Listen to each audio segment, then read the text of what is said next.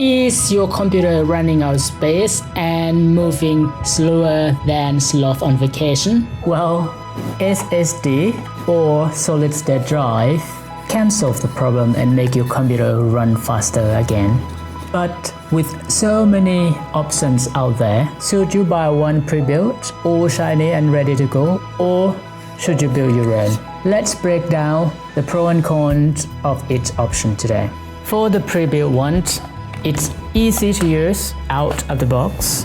Plug it in, bam, you can use already, right? And come out there. Great work.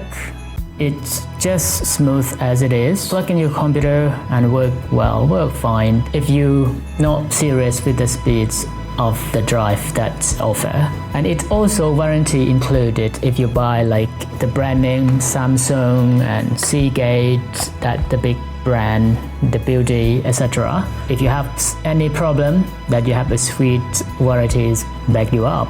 But it can be pricier. Like for example, the Samsung one here, if you buy the quite reasonable speed, like 550 megabyte per second, it costs like $459. And of course, there's no customization. Like if you want to build your own, you can pick your own part, etc. And you're stuck with the feature that they offer. For example, if you bought Seagate, then that's it. It's a pack like this.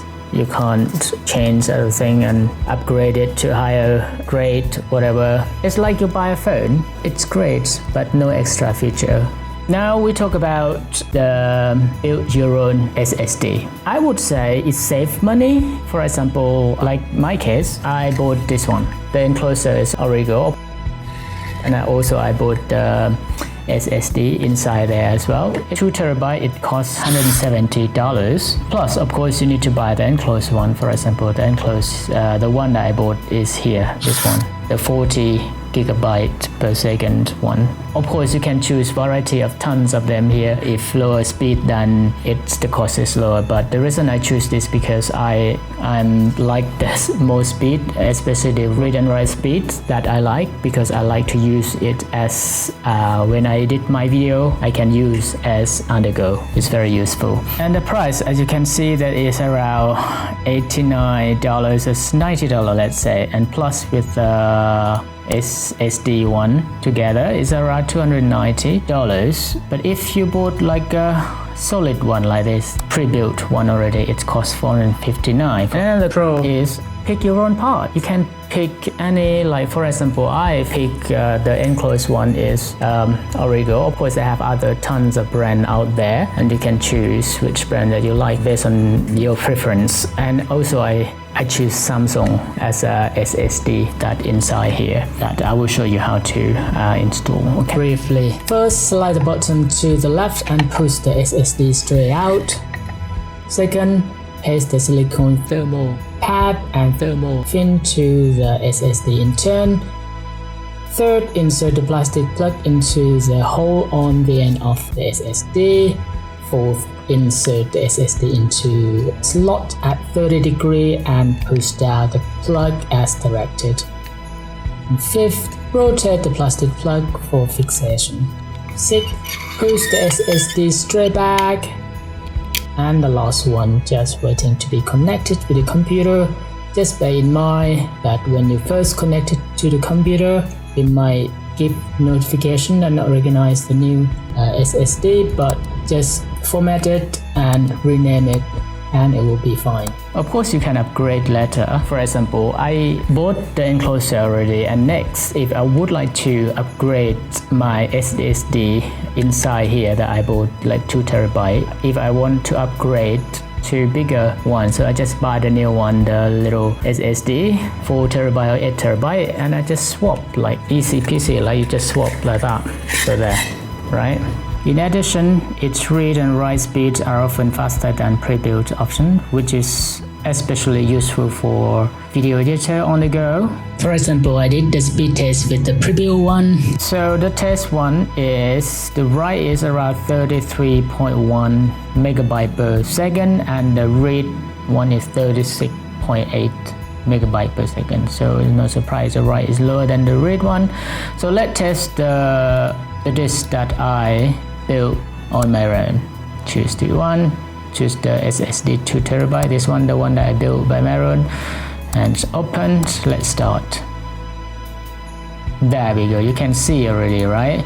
Like the right one is 1788, let's round the number, 1800 megabyte per second, and the read speed is 3131, which is, that is a lot, compared with the one that pre-built, but requires some text knowledge and separate varieties that can be pain. But actually, it's not complicated as you thought. I've just built one. I had to adjust some setting to avoid the SSD auto reject problem, which I will cover later in the video. So which one you will choose? It depends on your priorities though. If you like easy free hustle, then get the pre-built one. If you like to save money and feel more control, then get the one that built on your own. No matter which one that you choose, I think to get or update the SSD, it will make your computer more faster and you feel like you get more space.